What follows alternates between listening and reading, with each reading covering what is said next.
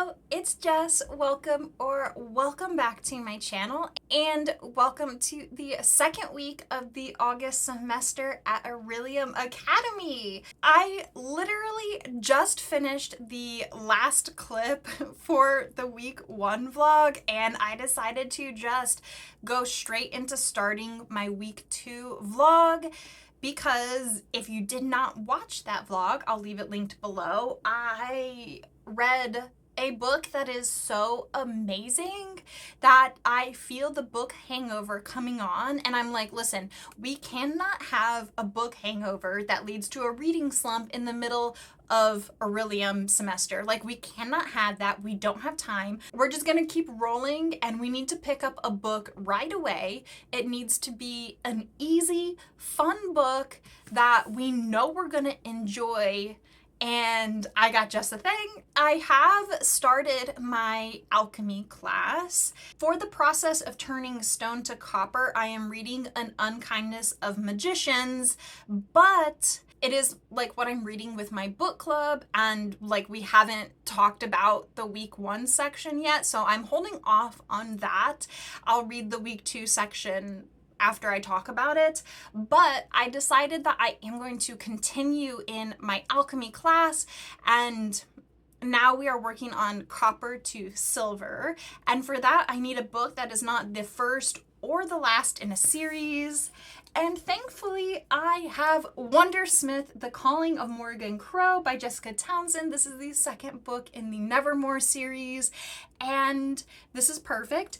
It is like a little chunky, and like I looked, it's over 500 pages, but this is a middle grade, which is why it's so tiny. So I'm hoping that because it's a middle grade and it's tiny, like the font is going to be bigger, the formatting is going to have more spacing in it. I'm hoping it'll be a really fast read despite like the page count on it. This book is going to be perfect for preventing a reading slump. It's a middle grade. It's going to be heartwarming and charming and fun and silly. I gave the first book in the Nevermore series 5 stars, and even if this one isn't another 5-star read, I'm still going to enjoy it and have a good time. So I think this is the perfect time to pick up this book. In this series, you follow Morgan Crow, who was born cursed because she was born on the unluckiest day of the year, and she is basically scheduled to die on her 11th birthday. On her 11th birthday, though, she is actually whisked away by a man called Jupiter North, and she is taken to the city of Nevermore. Once she gets to Nevermore, Jupiter North sponsors her so that she can enter a competition to join the Wondrous Society. Book 1 is basically like the entire competition in order to get into the Wondrous Society. I don't think it's a spoiler to say that like Morgan does get into the Wondrous Society. I think that like when you know that it's a series that's scheduled to be like 7 to 10 books and it's middle grade, I think you like kind of know that like the main character is probably gonna succeed in the competition in the first book, like, right? Like, that's not a spoiler. So book 2 is basically jumping off right after the competition, and it's all about her actually joining the society and trying to make friends and her classes and all of that. And then there is like an overreaching plot for like the whole series. This is definitely like a book that I would recommend to like any kid within the age range, but I also think it's one that like if you like wholesome, silly, goofy fantasy, then I think that this is one that does transcend age. Like it's super fun. You're entertained the whole time. Morgan is such a good character. Like the side characters are excellent. There's like a giant talking cat. There's magical powers. Morgan lives at like this hotel owned by Jupiter North, and like the hotel is constantly changing. So like every time Morgan goes back to her room, like something in the room is different. Like it's just fantastic. It's whimsical. Honestly, it's middle grade perfection. That's enough about me talking about that book. Welcome to the vlog. Welcome to week 2. I hope your August semester has been going well, and I will talk to you later.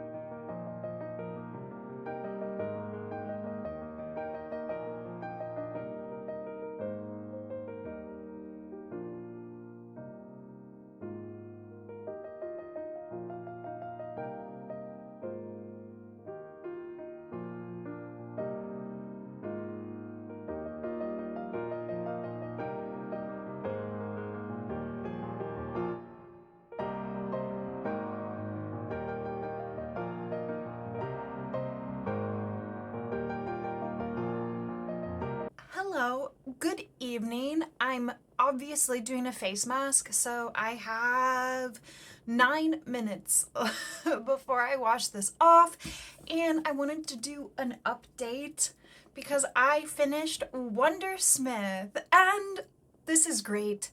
It's so excellent. This book is so charming and wholesome and whimsical. Honestly, this book is just an absolute delight.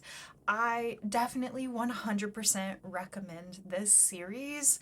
So, I gave you a synopsis about this.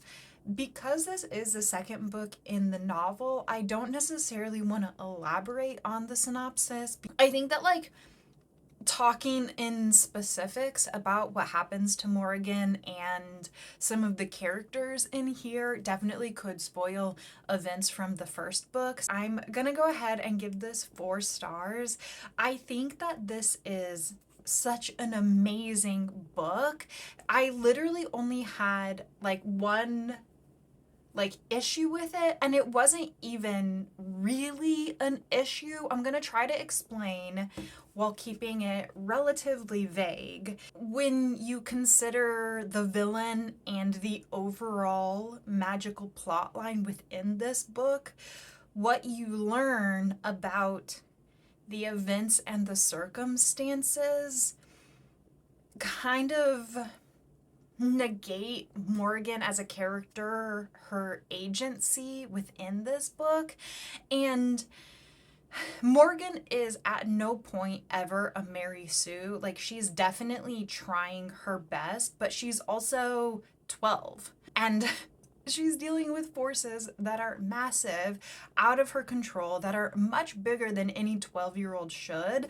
So I think on one hand, it is realistic that people are able to do this and manipulate things in a certain way when you consider that the main character is so young. However, because it does work out that way, it does take away a bit from Morgan's overall agency. On one hand, I think it is smart because I think it is realistic. Yes, we're in a fantasy novel, so things don't have to be realistic, but when you consider the age group of who is going to be reading this, I think it is sort of realistic that they see characters their own age who are just in over their heads, who think that they're making all of these correct choices, who are trying their absolute best, and still end up getting manipulated to do certain things. And there are certain things that are just out of their control because you shouldn't expect everything to be in the control of a 12-year-old. While there's nothing wrong with the author making those decisions, I think it is appropriate, and I think it makes sense given the context. It still does slightly, only a little bit, diminish the reading experience from a pure enjoyment point of view. So I think in terms of craft, plotting, character development, this book is just as good as the first book, but from a pure enjoyment point of view, I do prefer the first book. Another thing I want to say too is that I think the author hit a perfect note between Morgan's personal conflict versus the overall whole storyline conflict. I thought that it was just so well done because Morgan is dealing with a lot. She's dealing with the main overarching plot, and then she's also dealing with making new friends, adjusting to a new school, learning classes. So there's a lot going on a personal and a much bigger level, and I think the balance in terms of pages devoted to both and how that allows Morgan to grow as an individual, I think was outstanding and fantastic. I highly recommend this book. I think this series is great, and I'm absolutely gonna pick up Hollowpox. Again, this was for my alchemy class to practice turning copper to silver, so this is another spell done. It is my day off today, so I think next I'm gonna pick up the next section in An Unkindness of Magicians. I have like around 80, 85-ish pages to read for that this week. That is also for my alchemy class. It is the first book in a series. So I think I'm gonna go do that, and I will probably just check in when I have finished that. Later. Hello, it is quite a few hours later, same day. It has been a very productive day, but not for vlogging. I'm also officially halfway through An Unkindness of Magicians. I'm having a great time in this book. Basically, this is an urban fantasy book where every so often there is this like competition where magicians compete to determine which faction will get to rule the magical world. The further you get into the competition, the more and more deadly the competition becomes. It is a time for different factions and different houses within the magical world to form alliances, try to get more power, try to make more money, things like that. It is pretty dark, but at the same time, it's like not that deep. You're kind of just like along for the ride. The magic is not really explained, but the intrigue is like super high. You have the competition going on. There's also a murder mystery going on. There's also like this subplot that like magic is failing and you don't really know why magic is failing. And then like on top of this, the main character, Sydney, is looking for revenge and like also kind of wants to like burn the entire magical community to the ground, because like in this book, when you use magic, the cost of the magic is pain. A lot of people don't necessarily want to pay that. So there is this like one faction. They basically have people who are slaves, and those people are exploited, and they use the magic but like force the people who are enslaved to take the pain from it, unless they can become powerful enough to escape using like the magic that they have. And that is what Sydney has done. Sydney is looking for revenge. She's looking to burn down the magical community. She's looking to break apart this like faction, and she's also like in the competition trying to win the competition. And so there's just like a lot of factors going on. This book is definitely dark, but it is very, very entertaining.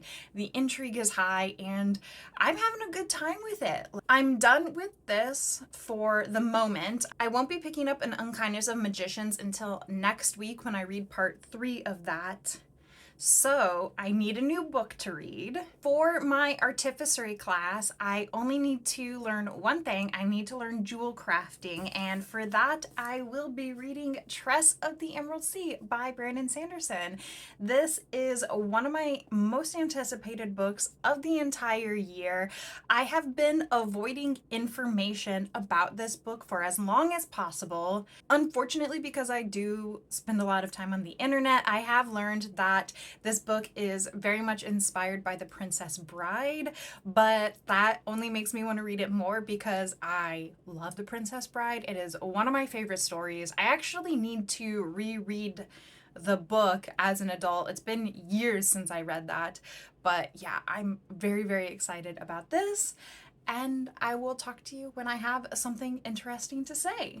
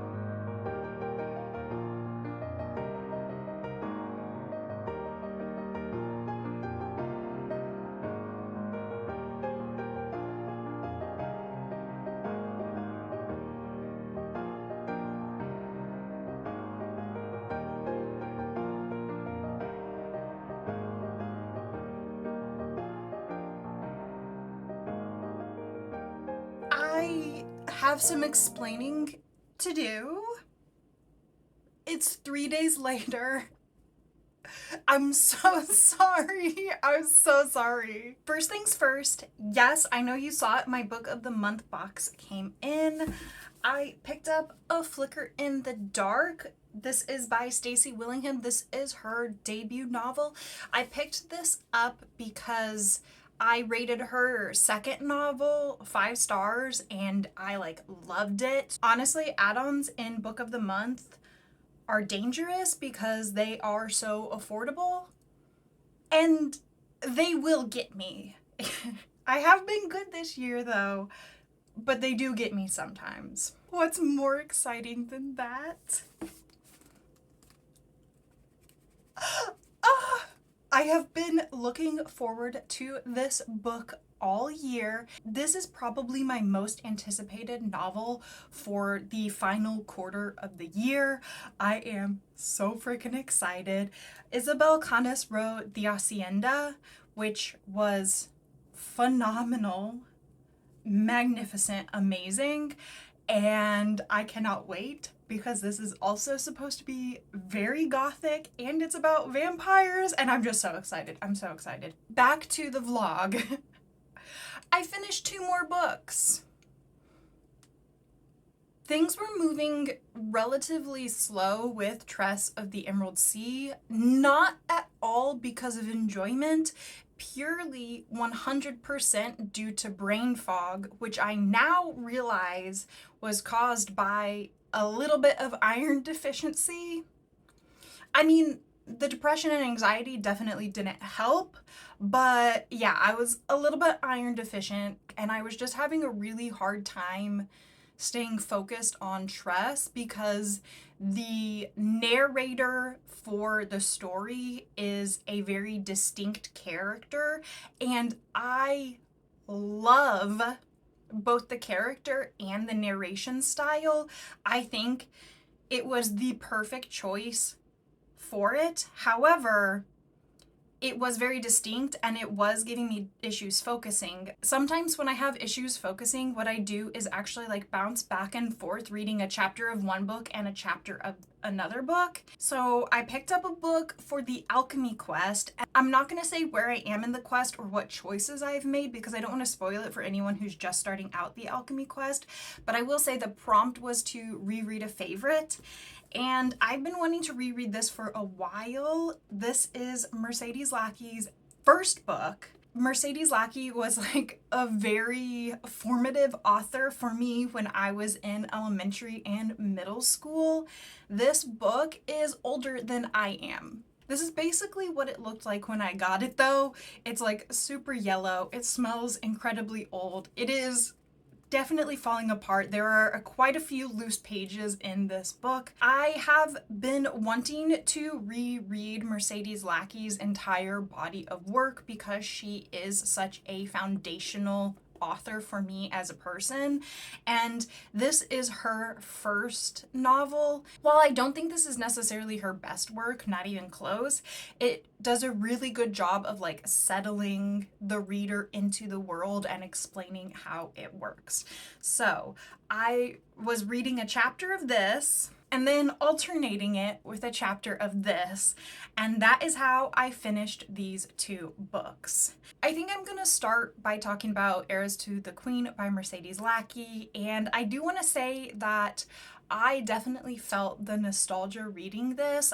I genuinely don't know how I would feel about this book if I didn't have childhood memories associated with it, so I want to make that clear up front. I am overall giving this book a 3 stars. Like I said, this book is older than I am, and so while Mercedes Lackey was definitely progressive for when this book came out, I do want to just mention that there are definitely some dated terms and ideas. I think as complex humans, we can understand that this book doesn't necessarily talk about things like gender in the most progressive terms for nowadays. And I think that we can look at that and criticize that while still understanding that like it is a product of the time it was written in, and still appreciate that Mercedes Lackey was overall considered pretty progressive. The majority of Mercedes Lackey's works take place in this fictional world in a fictional country called Valdemar. In order to enjoy these books, you need to suspend a lot of belief. And you also need to be okay with very black and white characters in here. In Valdemar, it is ruled by a king or a queen, but there are these magical horses and they are called companions. And it's kind of a mystery how they came into being in the first place, but basically they are magical beings and they are good. And so they will only bond with humans who are also good. You have to understand, like, you're not going to be interacting with like morally gray characters here. They're not necessarily going to be perfect, but they are definitely like squarely black and white in the good guy category. There's also like within this world just like an absurd level of convenience. And I think that's one of the reasons that I was so enamored with these books when I was a child, because even though they are written for an adult audience, they are very easy to understand. There's also just like some weird choices that are made, like the companions and the people that they choose, which are called heralds. They have like a psychic bond to varying degrees, and like the main character in this one hears like her companion having like sex with another companion, and I'm just like, that's super weird that you would just put that in your novel. I want to make it clear, like, it's not graphic at all. Like, there are literally no details. It's just mentioned that, like, she knows when he's getting down, and I'm like, that's so weird that you put that in your book. Like, that's a choice that you made, and I don't know why. If you're the type of reader that can't stand things just being convenient, then you're gonna have a really, really hard time in this world, because even though like there are characters that have magic and that magic is not OP and it is like, I would say, reasonably well explained, the